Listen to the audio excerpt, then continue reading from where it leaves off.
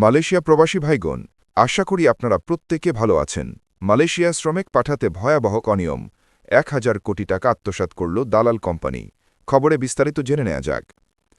Malaysia শ্রমিক পাঠানোর ক্ষেত্রে ভয়াবহ দুর্নীতির অভিযোগে বাংলাদেশের ১৩টি ওভারসিজ রিক্রুটিং এজেন্সি কোম্পানির চেয়ারম্যান, ব্যবস্থাপনা পরিচালকসহ মোট ১০ জনের বিরুদ্ধে মামলা করেছে দুর্নীতি দমন কমিশন, দুদক।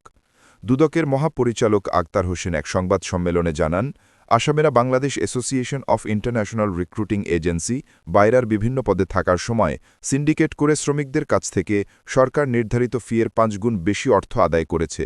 সরকারের নির্ধারিত ৭৮,৫০০ টাকার পরিবর্তে শ্রমিকদের কাছ থেকে কয়েক গুণ বেশি অর্থ নিয়ে মোট ১,০১০ কোটি টাকা আত্মসাৎ করার অভিযোগ রয়েছে।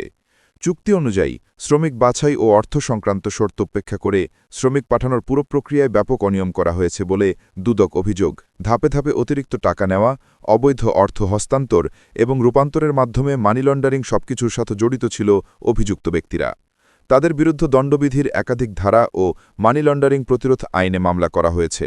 এখানে আসামি করা হয়েছে অনেককে।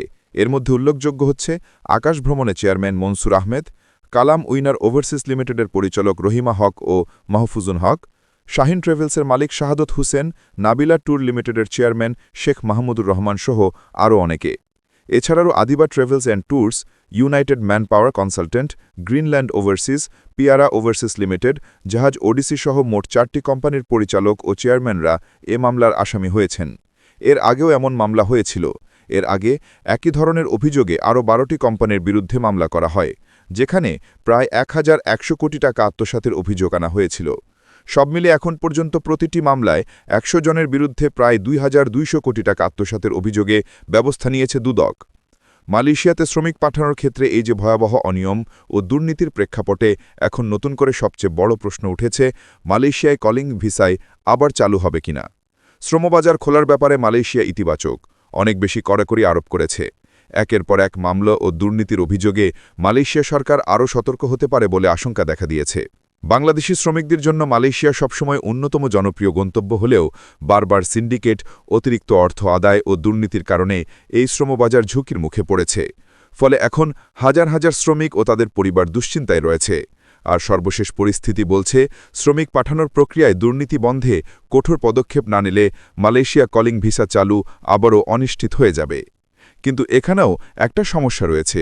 মালয়েশিয়া সরকার চায় না বাংলাদেশে কলিং ভিসার এই যে আপনার সিন্ডিকেট, এই সিন্ডিকেট নিয়ে যে দুর্নীতি হয়েছে সেই সম্পর্কে কোনো তদন্ত হোক, এটা মালয়েশিয়া চায় না। আর যেহেতু বাংলাদেশ সরকার নতুন করে আবার তদন্ত শুরু করেছে, এখন মালয়েশিয়া সরকার হয়তো কলিং ভিসা চালু বন্ধ করে দিতে পারে। এটা হচ্ছে চরম বাস্তবতা। খবরটি আমাদের মালয়েশিয়া প্রবাসী সকল ভাইদের সাথে এখনই শেয়ার করে সবাইকে এই গুরুত্বপূর্ণ খবরটি জানার সুযোগ করে দিন। আর আপনি যদি আমাদের এই চ্যানেলটি দেখেন, অবশ্যই আমাদের চ্যানেলটিকে সাবস্ক্রাইব করুন মালয়েশিয়ার সকল গুরুত্বপূর্ণ খবরাখবর সবার আগে পাওয়ার জন্য। ধন্যবাদ সবাইকে। আমাদের সকল ভিডিও আপডেট সবার আগে পেতে আমাদের চ্যানেলটিকে সাবস্ক্রাইব করুন, সাবস্ক্রাইব বাটনে ক্লিক করুন এবং বেল আইকনে চাপুন, যাতে আমাদের কোনো নতুন ভিডিও আপনি মিস না করুন।